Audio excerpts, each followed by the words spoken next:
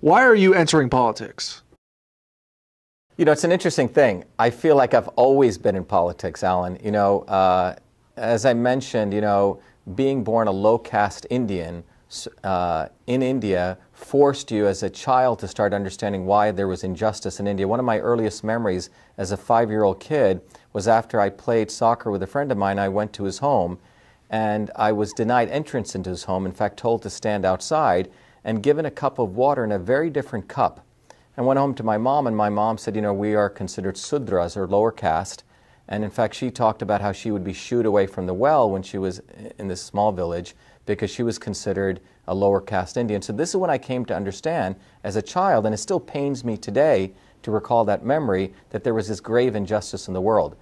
So my journey, as I talked about, coming to America in the early 1970s, growing up in this very diverse environment, even in America, where we first settled in Paterson, New Jersey, then we moved to Clifton, New Jersey, and then to Parsippany, and to also Livingston. Now, each one of those cities in New Jersey were from one of the poorest cities to one of the wealthiest cities. I always went to public school systems.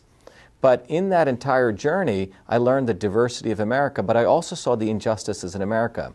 So when I came to MIT, after I'd invented the first email system, believe it or not, I wasn't really that motivated in technology. I was more interested in why there were all these inequities in the system. What was the system? So if people go, in fact, onto our website, shivaforsenate.com, you'll see, in fact, a few years after I came to MIT, I started studying political history, understanding revolutionary history, how social change took place, how the Bolshevik Revolution took place, how the Indian movement took place, how the American Revolution took place. But by 1983, I had come to the conclusion that both parties in the United States were twin sides of the same coin. And in particular, for me, in the 1980s, I got involved in politics on campus. A dean at MIT had been fired, and there was a lot of uproar where minorities and poor people being supported, and I became a campus leader on at the MIT campus. We fought to make sure more women came into MIT, more minorities, more poor people, poor blacks and whites. This was not a black or white issue, but it was an issue about segregation for all people. MIT was ensuring, or had policies that didn't really ensure that people of all backgrounds could come. So you'll see, in fact, a picture of me burning the South African flag at MIT. At that time, there was a system called apartheid in South Africa, which meant deep racism in South Africa. And MIT is a liberal institution that had investments in South Africa. So I exposed that, fought against it. And throughout my MIT career, in fact, on my PhD graduation day, I was the only student who pulled up a sign saying U.S. out of Iraq to support against this really ridiculous war that was taking place in Iraq.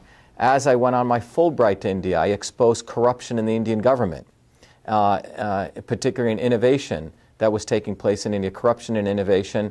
And then more recently, some of you may know, I fought against the fake news of Gawker Media, sued them, and we settled with them when we exposed them, and we were victorious. So my life has always been about fighting since I was a 5-year-old kid all the way to being a 50-year-old, 53-year-old man.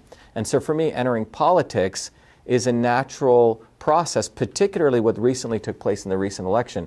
Trump's winning was a necessary disruption to a system that was no longer serving America. And people like Elizabeth Warren, Bernie Sanders, Hillary Clinton, these people are really the reason that inequities continue, because they act as though they're serving humanity when they're in fact the most insidious part of the system. And that's why I'm running, because I want to expose not only the fact that they're misleaders, but give a bold new vision for this country.